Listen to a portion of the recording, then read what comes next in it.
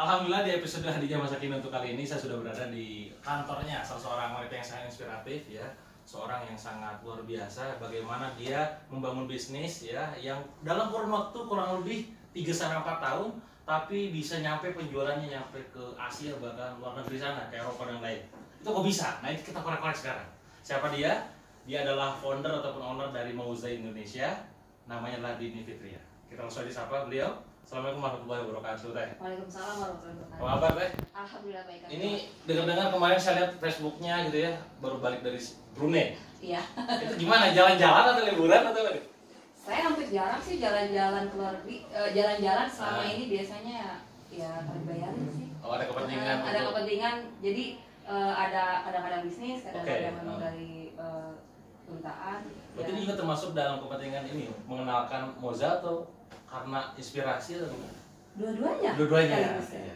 Enaknya gitu teman. Jadi kalau kita berprestasi itu keliling-keliling dunia bisa dibayarin. Nah mungkin informasi buat kalian semua. Jadi Teh Dini ini punya brand namanya adalah Mauza. Nah saya pengen tahu Teh, mungkin juga teman-teman perlu tahu. Ini Mauza ini awal mulanya kayak apa? Karena setahu saya ya baru banget mulainya 2016 ya kalau nggak salah. Iya, 2016. Nah, itu gimana? Kok bisa 3 tahun melesat gila-gilaan? Awalnya sih saya nggak pernah bermimpi untuk punya bisnis yang sebesar ini ya. Iya.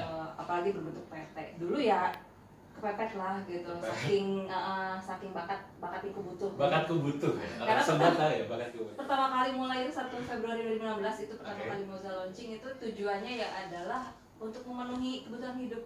Saya butuh makan, anak-anak butuh makan, keluarga butuh makan gitu. Karena habis college waktu itu perusahaan sebelumnya. Awalnya gitu sih.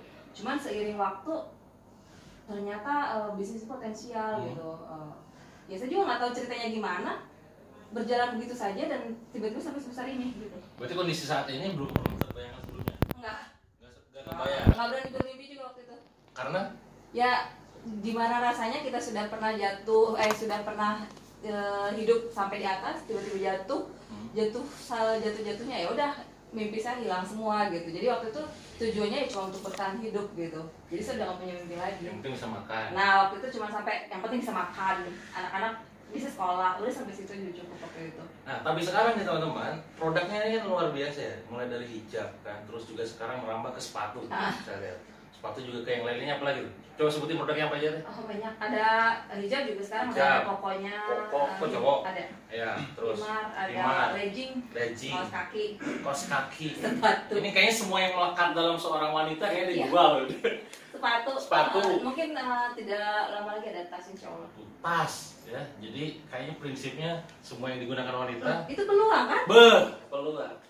Jadi kalau kalian sekarang masih bingung, Kang saya bisa apa? Lihat mereka yang menggunakan pakaian ya atau kosmetik itu peluang semua. Nah ini gimana deh? Awalnya dari mana dulu? Apakah fokus ke hijab dulu? Terus tengah jalan ada permintaan, garap dulu sepatu. Nah, itu atau wah duit ya gitu. Apa yang membuat akhirnya menggarap produk lain? Motivasi saya semua bisnis yang saya jalani semuanya nggak ada motivasi uang. Oke, berarti? Jadi pertama saya bikin itu hanya 300 baju waktu itu ya. Itu motivasinya pertama tadi. Saya butuh makan. Betul. Dan saya tidak paham tentang fashion, tidak paham sampai saat ini saya tidak bisa menjahit. Jadi saya nggak ngerti sama sekali tentang fashion. Ya, bingung tuh orang-orang. Gimana cerita? Pengusaha fashion muslimah gak bisa jahit, gak bisa desain. Gak bisa desain juga? Kalau sekarang bisa. Oh bisa, dulu gak bisa. Dulu nggak bisa. Jadi desainnya Mauza pertama kali itu hasil karya tukang jahit. Jadi pas saya mau bikin gamis. Gimana desainnya? Bikin sendiri gitu. Gimana desainnya? Ya Bapak pernah bikin gamis nggak gitu? Yang banyak punya desainnya gambarnya, oh enggak, saya nggak bisa gambar. Bapak pernah bikin gamis nggak? Pernah. Kayak gimana coba? Oh ya udah kayak gitu dia bikin. Terus kata Bapak pembelinya, mau dikasih variasi nggak di tangannya? Boleh. Nanti dikasih turut-turut boleh. Jadi semuanya hasil desain yang tukang jahit yang pertama. Ngerjain banget. Baru yang berikutnya saya mulai mikir berarti harus ada desain. Yang pertama itu hanya gamis. Saya nggak berpikir untuk yang lain-lain. Karena kan modal juga kan seadanya waktu itu. Terus kalau gamis kan memang modelnya gitu-gitu doang, jadi nggak terlalu ribet. Terus saya juga pemotretan cuma beli kain kerudung pasmina yang berapa 15.000 di Jakarta. Pemotretan, jadi saya jualan. Model sendiri atau ada orang sebenarnya, kamu cantik sini. Oh enggak, modelnya pertama nyoba jadi sendiri. Tapi dari 100 tag foto itu satu pun gak ada yang bagus. jadi saya suami ya, kita kamera dapat sewa lagi. Aduh, suami. Kamera dapat sewa 150.000. Kameranya dapat pinjam, lesanya dapat sewa. Suami yang moto. Yang ada berantem. Wah. Sampai Jadi angle-nya kurang. sampai mau tidur. Ayah tuh gimana sih fotonya kelihatan gendut ini gitu. Sensitif ya kalau Iya, cewek.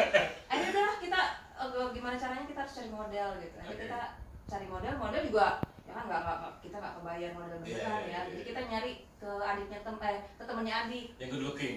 Ya good looking setelah diedit. Oh, selanjutnya. Karena kalau nyari yang good looking kan skill Photoshop ya. yang nyari good looking yang udah bener kan ya udah banyak dipakai orang lah Iya, ya betul, gitu. betul. Nah, di sini teman-teman bisa ambil pelajaran ya, bahwa ternyata mulai bisnis itu nggak harus menguasain skillnya, menguasain skill dari ranah bisnisnya. Ya, Kayak gini tadi, nggak harus perfect kan, dalam artian modalnya keberanian, datang ke tukang jahit, hit, gitu. Lu bisa jahit kan, gitu, bisa. Buatin, desain gimana, pikirin sendiri, langsung tenan dong. Jadi awalnya memang nggak ngerti, baru setelah jalan baru mulai belajar. Bahkan waktu itu juga saya ditanya size pack-nya gimana teh?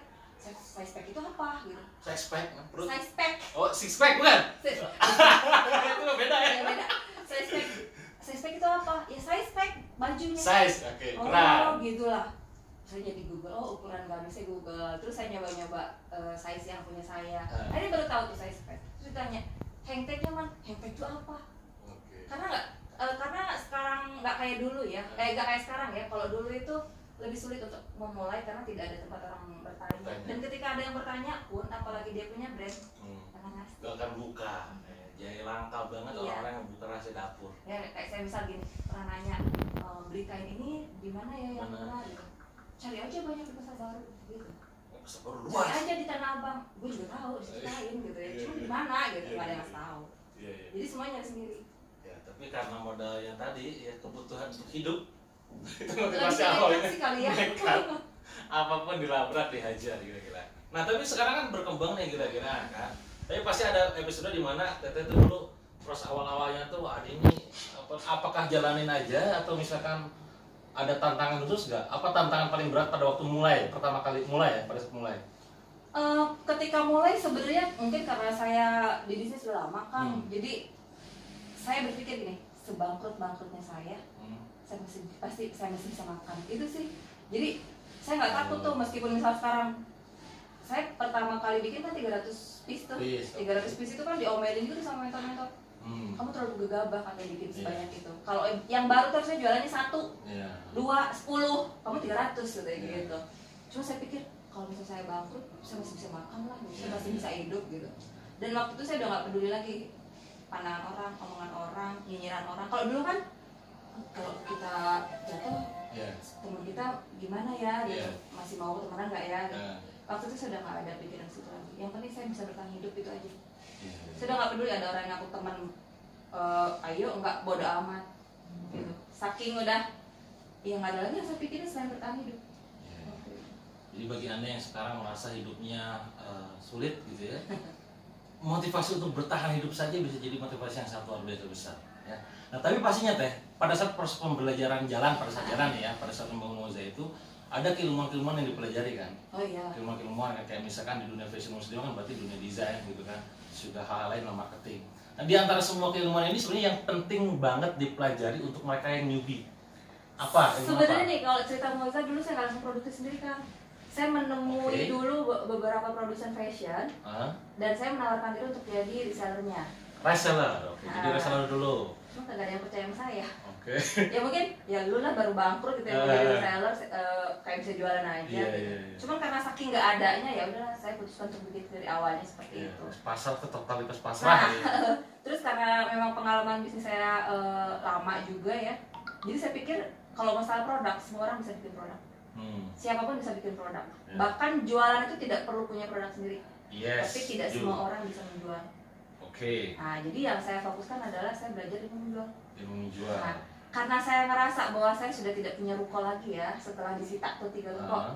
Setelah bukan disita sih sebenarnya, saya kembalikan lagi ke pemiliknya ya, bank maksudnya. Setelah saya ngerasa bahwa saya tidak punya ruko lagi, kalau misal kita sewa kan mahal ya. Jadi apa ya, salah satu caranya kalau biar saya bisa jualan lagi, pilihannya adalah bisnis online.